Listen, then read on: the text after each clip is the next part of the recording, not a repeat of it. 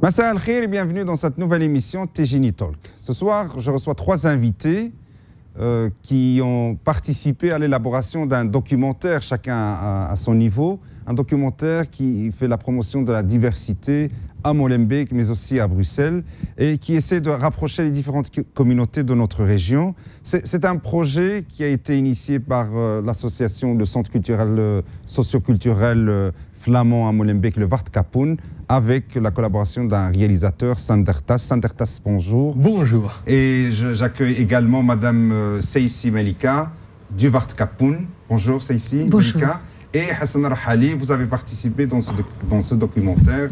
Hassan Rahali, vous êtes le fondateur de l'ASBL Averroès et coordinateur de la même ASBL à Molenbeek-Saint-Jean. Alors, on va commencer peut-être par Melika. Donc, vous représentez le centre culturel flamand à Molenbeek, le Vart Kapoen. Comment vous est venue l'idée de faire ou de réaliser ce documentaire qui s'appelle Action cherche citoyen? L'idée nous est venue avec le Vart Kapoen et mes collègues. C'est à la suite d'une étude, je veux dire, d'une réflexion, d'une expertise, qui est justement tous les projets que nous avons réalisés les dernières années nous ont menés à mettre en avant l'art. C'est-à-dire, on a constaté que toutes les disciplines qui ont comme outil, comme base, un acte artistique, nous aidaient à la rencontre et au dialogue. Et c'est comme ça qu'est né le projet Action cherche citoyen. Mais l'action en soi et le support en soi, ce sont des événements artistiques. Et donc, vous avez collaboré avec le réalisateur Sander Tas. Sander Tas, alors, comment vous avez accepté ce projet? Dans quel esprit vous l'avez accepté pour le faire? C'est très simple, on avait besoin d'argent. Non, c'est pour rigoler. Moi, je suis bruxellois. Je suis né à Bruxelles, j'ai toujours vécu ici. Je suis flamand, vous l'entendez bien. Et j'habite tout près de Molenbeek, à l'autre côté du canal. Mes enfants vont à l'école à Molenbeek. Donc, je suis un des gens qui vit à Molenbeek. Je vois la commune tous les jours. Et quand on reçoit une invitation comme celle-ci, il ne faut pas penser, il faut le faire parce que c'est une occasion qu'on ne reçoit pas tellement beaucoup, de pouvoir entrer dans un monde qui n'est pas le mien, c'est-à-dire le monde musulman à Molenbeek, qui est, pour des gens comme moi, qui sont flamands, qui est parfois un peu fermé. Pour moi, c'était une belle occasion de pouvoir entrer dans un monde que je ne connais pas très bien, que je vois tous les jours, mais que je ne connais pas très bien. C'est ça que j'ai fort aimé à ce projet-ci, de pouvoir faire une documentaire, on est encore en train de le finir, c'est de pouvoir faire un film sur quelque chose que je ne connais pas très bien. Ça, c'est pour ça que j'ai accepté. En tout cas, moi j'ai vu quelques images, il est très bien fait, très bien réalisé, bravo, bravo. Beaucoup de témoignages de femmes qui travaillent aussi avec le Vart Kapoen, notamment. Il y a beaucoup de femmes d'origine marocaine. Vous les avez enregistrées. Est-ce que c'était facile de les approcher, d'avoir leurs paroles comme ça, données de manière spontanée? Vous savez vous-même que ce n'est pas tellement évident de filmer comme homme dans une classe qui est remplie de femmes marocaines, voilées. Mais on a toujours été très clair là-dessus. On a fait une sorte d'accord. On a dit on aimerait filmer tout, et après, on va vous montrer ce qu'on voudrait montrer aux gens. Donc, ils ont tous, ou toutes, disons, vu le montage, le film. Ils ont toutes donné leur accord, parce qu'elles étaient d'accord avec ce qu'on a raconté dans ce film-là. Donc, pour vous répondre, ce n'était pas tellement facile la première minute. Mais la deuxième, c'était déjà plus facile. Et après 10 minutes, comme toujours, tout le monde avait oublié qu'il y avait quelqu'un, un homme, avec un caméra. Parce que la vie continue, hein, même s'il y a un caméra. Vous avez côtoyé ces femmes, Malika? Tout à fait. Il faut savoir que ce sont nos membres. Donc, c'est un public de première et deuxième génération. Ce sont là principalement les femmes qui étaient actives dans ce film. Ce sont des femmes du cours d'alphabétisation. Et ce qui était intéressant, c'est que d'abord, il y avait La confiance. Je crois que le mot, la confiance, de pourquoi nous avons rassuré que d'abord c'était dans un esprit sain et éducatif ce projet. Donc c'est comme ça qu'elles se sont ouvertes et c'est comme ça qu'ils nous ont, nous aussi, en tant qu'acteurs sociaux, apporté énormément. Le film, c'est une chose, mais les femmes ont porté ce film. Ils lui ont donné une direction, ils lui ont donné un titre. Parfois, un contenu. On pose des questions. Pourquoi les femmes ici en Belgique, qu'elles soient d'origine marocaine ou pas, ou d'origine musulmane, ont peur peut-être de se montrer aux autres? Il y a des gens qui parfois se posent la question, qui ne comprennent pas très bien, alors qu'il y a d'autres femmes qui sont très spontanées, qui veulent s'exprimer, alors que nous, il y a une certaine... Est-ce que c'est dû à la pudeur, aux traditions, à la peur peut-être du regard de l'autre? D'après vous, à quoi c'est dû? Parce que parfois, c'est pas évident de les convaincre de se montrer déjà à la caméra et encore plus de parler à la caméra. Ben, écoutez, moi, là, maintenant, je suis une femme et là, je suis minoritaire. Autour de cette table, il n'y a que des hommes.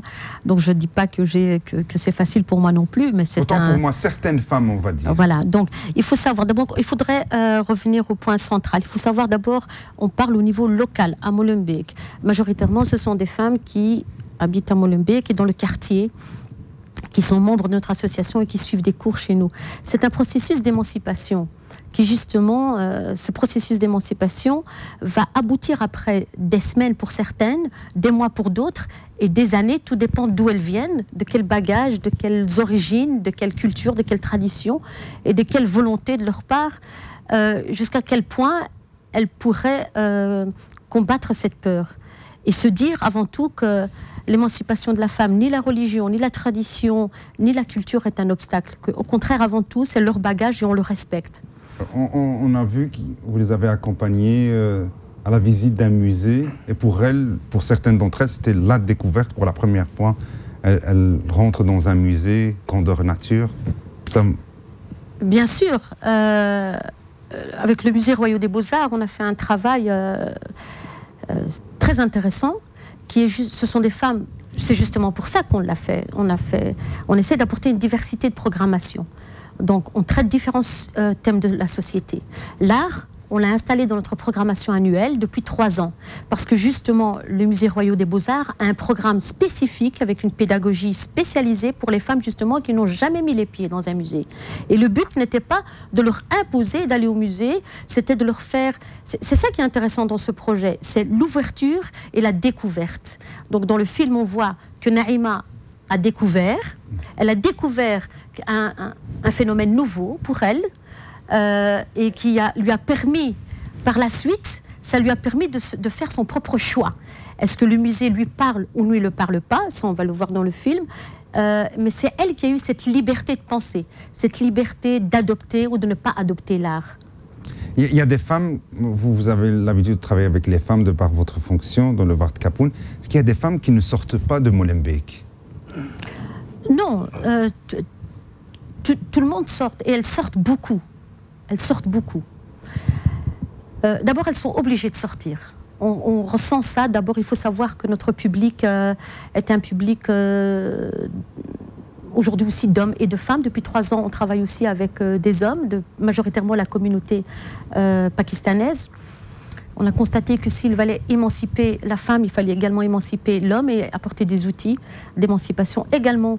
Le dialogue justement entre l'homme et la femme, dans le sens de la famille, pour pouvoir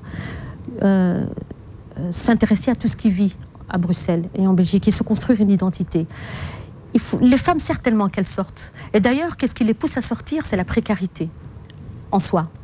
Et deuxièmement, c'est contre l'isolement. Elles sont isolées. Donc oui, elles sortent. Bien sûr qu'elles sortent. Mais leur temps, il est limité.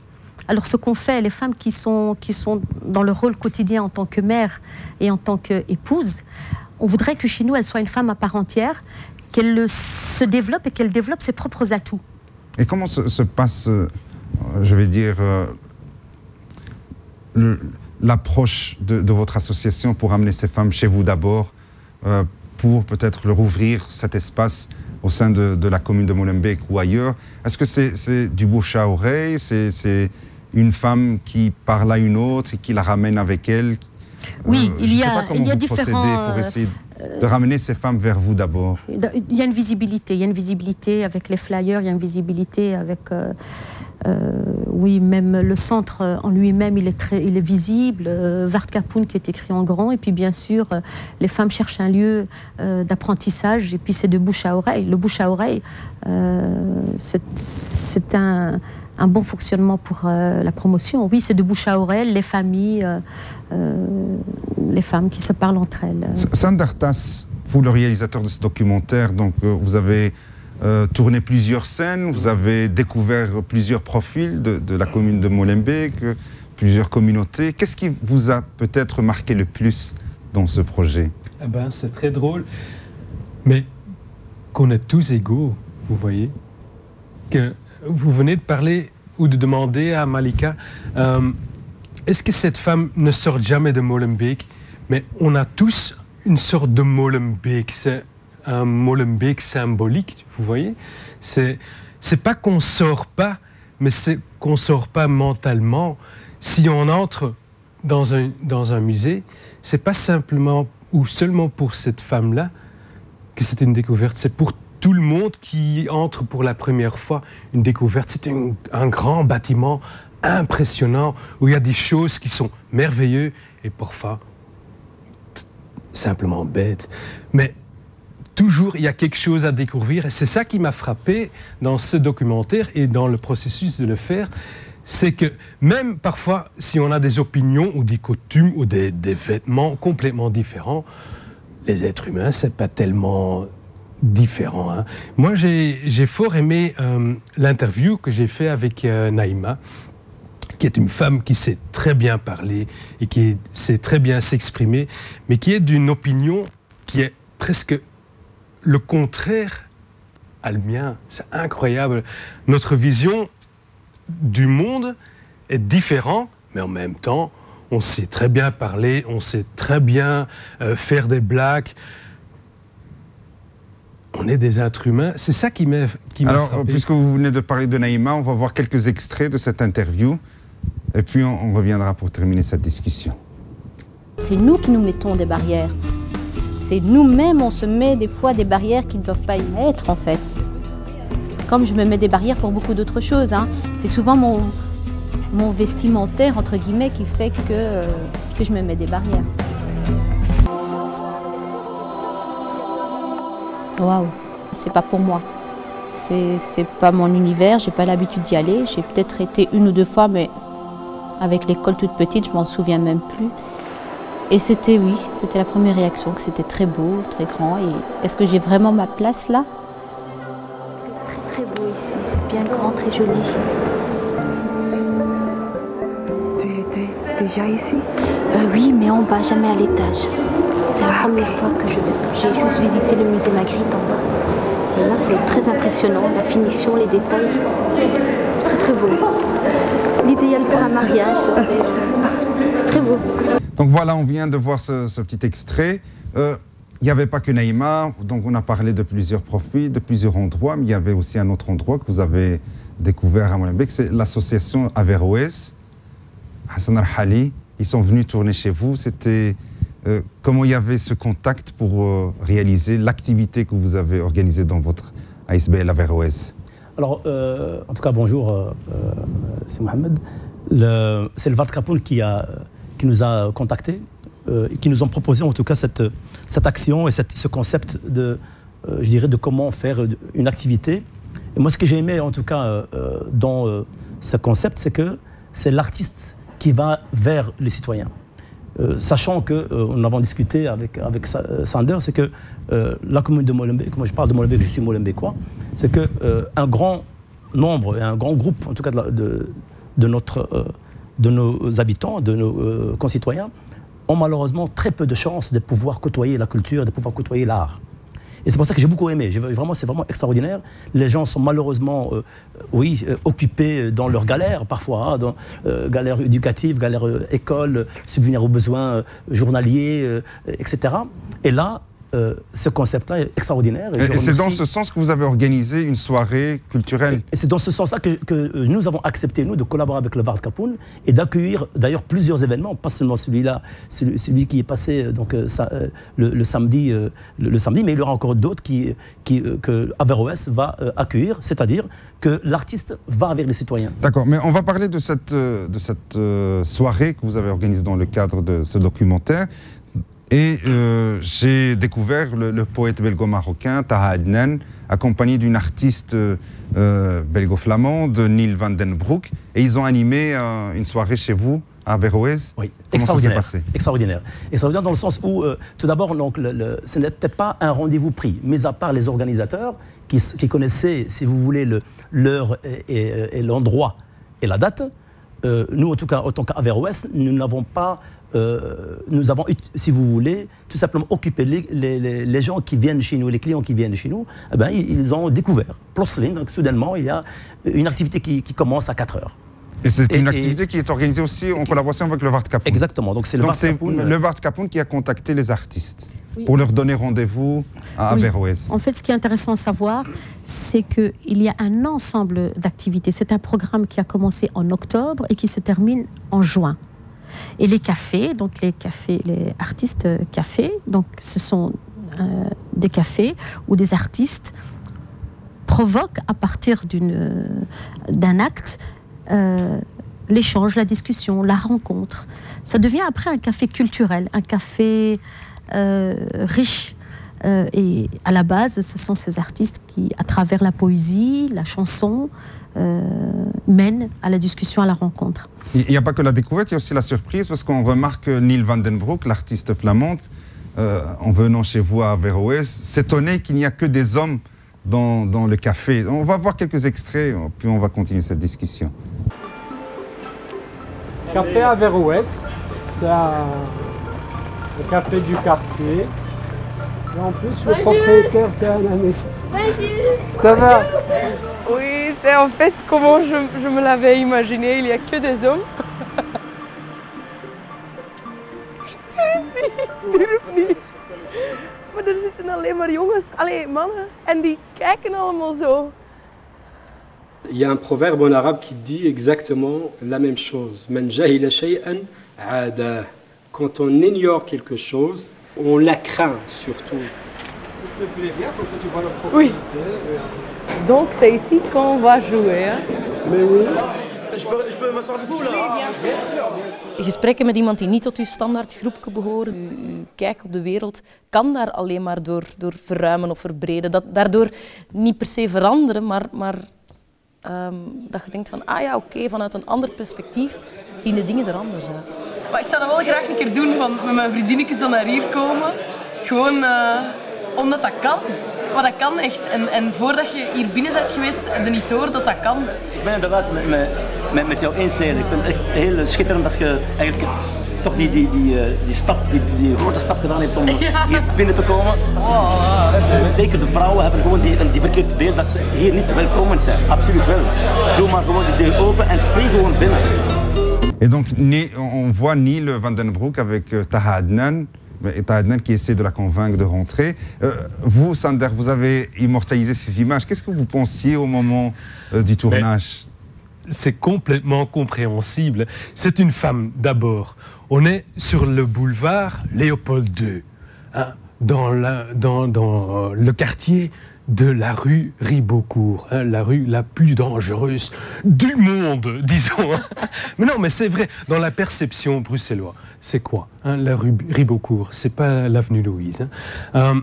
Donc elle, qui est d'origine de Merchtem, elle connaît bien Bruxelles, elle n'a jamais été dans la rue Ribeaucourt, elle n'a jamais été dans le café Averroès, comme moi. On n'a jamais été là-bas, on n'a jamais eu l'occasion d'y être. Elle est là-bas, elle veut bien entrer, et qu'est-ce qu'elle ressent? Un tout petit peu, bien sûr, c'est une actrice. Elle a exagéré un peu son show. C'est une actrice. Mais qu'est-ce qu'elle a ressenti à ce moment-là? C'est vraiment ce premier pas qu'il faut faire pour entrer dans un monde qu'on ne connaît pas. Hein. C'est toujours comme ça. Ce n'est pas le monde de Merchtem. Apparemment, le monde de non. Molenbeek. Et c'est vrai qu'il y a parfois dans des cafés marocains, les gens ne comprennent pas, ou turcs, ou ailleurs, qu'il y a beaucoup d'hommes. Oui. Parfois, mais souvent dans d'autres cafés aussi. Mais ça dépend un peu de quels hommes ils sont. Est-ce qu'on connaît ce type d'hommes? Ah non, sont tous des Marocains. On ne connaît pas. On a un peu peur. Mais Taha a dit quelque chose. Il y a apparemment un proverbe arabe que moi je ne sais pas dire, mais qui signifie ce qu'on ne connaît pas, on le craint. Et c'est vrai, c'est pour tout le monde. Et c'est ça qui nous unit, en fait. C'est ça qu'on a découvert là-bas. Il y a toujours un pas à faire pour pouvoir découvrir quelque chose de nouveau. Alors, Hassan Rahali, Neil van den Broek a quand même fini par rentrer chez vous. Comment ça s'est passé alors le reste de la soirée? Il y a eu un premier contact effectivement avec Taha Adnan et Neil van den Broek. Ça s'est finalement très très bien passé. Et d'ailleurs, après l'événement, elle a décidé de revenir avec des amis et des amis. D'ailleurs, nous, en tant qu'association Averroès sur le boulevard Léopold II, notre souci ou notre travail a toujours été comment faire pour concrétiser une réelle mixité. Parce que finalement, la mixité, c'est quelque chose de naturel en soi, mais qui est finalement compliqué à Molenbeek, qui est compliqué dans certains quartiers qui sont plutôt d'une grande concentration de Belges d'origine autre que belgo-belge. Et au fait, nous, avec cette action, en tout cas une action comme celle-ci, j'espère qu'il y en aura d'autres, que ce soit Vatkapoun ou d'autres, venir vers les gens. Et avec Sander, on a beaucoup discuté, et il m'avait même posé une question dans le documentaire, en disant, moi, finalement, on a parlé de religion, et est-ce que la religion islamique permet et tolère l'art, le fait de faire de l'art, chanter ou être artiste en soi? Ma question était que tout simplement, moi personnellement, ma perception des choses, il faut laisser à l'être humain, à l'enfant, c'était par rapport à ma fille, de choisir. Et personnellement, je suis vraiment profondément, en tout cas convaincu que l'art, que la culture, d'une manière générale, parce que l'art pour moi c'est la culture, c'est ce qui permet en tout cas à ce que les gens puissent se rejoindre. Et la mixité, c'est la base en soi. Parce que s'il n'y a pas de mixité à la base du monde, il n'y aurait ni Adam, ni Ève, ni vous, ni moi. Et c'est souvent ce que les gens ne réfléchissent pas plus loin, c'est que la mixité est essentielle, elle est à la base. Bien sûr, il y a le respect autour, mais la mixité est la base d'une société. Melika Seissi, qu'est-ce que vous comptez faire de ce documentaire maintenant qu'il est réalisé? D'abord, il n'est pas terminé. On voudrait le terminer avec toutes les autres disciplines qui vont nous faire... Ce film nous fait également découvrir à nous-mêmes des nouveaux éléments. Ce film, on l'espère également être un outil de discussion dans différentes associations pour justement travailler sur les mentalités. Mais je voudrais quand même dire quelque chose par rapport à mon collègue ici à ma droite. Je crois que le problème n'est pas au niveau religieux. C'est que moi, majoritairement, je sens une peur, parce que les femmes n'ont pas peur de Dieu, ils n'ont pas peur d'Allah, ils ont peur de l'homme, du voisin, de que dira-t-on. Donc il y a ce jugement qui vient à la base de l'homme. La pression sociale, voilà, la pression sociale. Et je me demande s'il ne faudrait pas, au lieu de vouloir changer les femmes, s'il ne faudrait pas changer les hommes aussi. Je crois qu'on doit faire ce travail en commun. Et la diversité, pour moi, contrairement à Hassan, je trouve que Molenbeek reflète une diversité. Maintenant, il y a des cafés qui sont des cafés... moi, je me souviens, il y a 15 ans, rentrer même dans un snack, ça aurait été très difficile pour moi. Aujourd'hui, je vois beaucoup à Molenbeek des familles, ce qui ne se faisait pas dans le passé.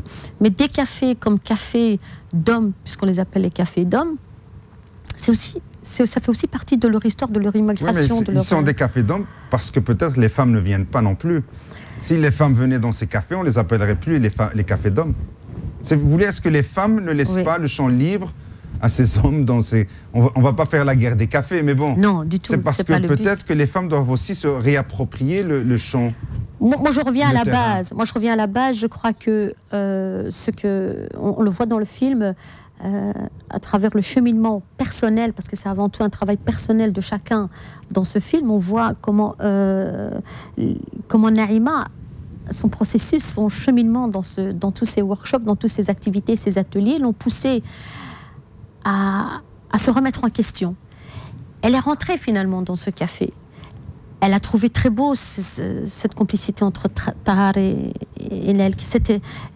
Il y avait quelque chose qui nous unissait aussi dans ce café. Et le dialogue, et après voir qu'il y a un homme ou une femme, c'était secondaire pour elle. Mais le fait d'avoir fait ce pas, aujourd'hui, c'est comme pour le musée.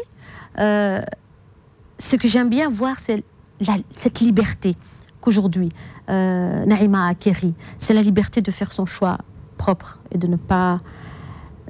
et d'aussi, aujourd'hui, on le voit dans le film, de aussi s'ouvrir, parce que dans le film, à un moment donné, elle condamnait, pour être un petit peu crue, que sa fille pourrait s'imaginer faire des études artistiques. Après ce travail qu'elle a fait sur elle-même, à travers ce processus, dans Action Cherche Citoyen, maintenant on parle de Naïma, mais sachez qu'il y en a tant d'autres, elle est maintenant observatrice du fait qu'elle serait prête à ce que sa fille plus tard lui dirait « je suis artiste, je peux même être clown avec un nez rouge sous mon nez ». Et sa maman, à travers son processus propre, elle serait à l'écoute et à l'ouverture. Je ne dis pas qu'elle va dire oui à sa fille d'être clown, mais il y a cette ouverture-là qui est intéressante. Moi, je suis un peu embêté parce qu'on parle ici de femmes d'origine étrangère, d'origine marocaine, d'origine turque, d'origine arabo-musulmane de manière générale. Et quand on voit par exemple les femmes autochtones ou les femmes, entre guillemets, blanches de manière générale, qui sont en train de militer pour devenir présidente de République, prendre des places très importantes au sein de l'État, avoir l'égalité de traitement en tant que cadre supérieur des grandes firmes internationales. Et nous, nos femmes, elles se battent juste pour aller rentrer dans un café ou pour aller dans un snack. Est-ce que vous ne pensez pas qu'il y a quelque chose qui ne va pas, quoi? Malika? Non, pas du tout, pas du tout. D'abord, elles ne se battent pas. On est au stade de voir ce que les femmes chez nous peuvent aller au café, alors qu'il y a les femmes qui veulent devenir présidentes de la République. Le plus important, c'est le premier pas. Et puis, il y a tout le reste qui suit. Moi je pense, je m'excuse, comme tu as dit qu'effectivement, contrairement à Hassan, d'abord, moi, je n'ai pas parlé de diversité par rapport à Molenbeek, j'ai parlé de mixité. La diversité est liée à Molenbeek. D'ailleurs, je le dis et je le répète, je l'ai dit tout à l'heure, que diversité, c'est une truffe. C'est vraiment un atout énorme pour notre commune. C'est énorme, c'est extraordinaire d'être différent. La différence, pour moi, c'est une richesse. Maintenant, et tout à l'heure, vous l'avez dit, M. Tijini, effectivement, et je l'ai souvent répété aux femmes, prenez votre siège. Il y a 2 sièges, un pour l'homme et l'autre pour la femme. Mais la femme ne prend pas sa place. Moi, je veux que la femme vienne, rentre justement dans ces enceintes café ou snack ou restaurant et qu'elle prenne place. Oui. Et vous verrez que l'homme va changer. Le problème, c'est que... Il faut pouvoir, il faut savoir qu'on ait une place là. Il faut aussi, découvrir cela. Oui, Malika? Il faut aussi donner les moyens. Est-ce que politiquement aujourd'hui, économiquement aujourd'hui, est-ce qu'on donne assez les moyens pour que les femmes aient un atout et un siège? Mais on revient toujours, parce que je ne peux pas le voir à une très grosse échelle. Je le vois toujours par rapport à notre public. Notre public cible aujourd'hui, ce sont des femmes qui vivent dans la précarité. Donc, on est un petit peu loin. Il faut dire aussi, Malika, qu'il y a aussi des femmes... Ça peut-être, c'est un problème de génération. Ce qui est aussi... Puisqu'on voulait qu'on parle de café, malheureusement, mais en parlant des cafés, il y a aussi des femmes de Molenbeek qui vont dans des cafés, mais pas à Molenbeek, à l'extérieur de Molenbeek, parce que, je ne sais pas, encore une fois, est-ce que c'est un problème de pression sociale ou de coutume, ou je ne sais pas, ou de m'as-tu vu Oui, comme j'ai dit au début, effectivement, il y a cette réalité-là qu'il ne faut pas la nier, mais elle n'est pas la seule. Il y a aussi des femmes qui veulent sortir de Molenbeek. Pas nécessairement pour se cacher, ils ne se cachent pas, mais il y a cette...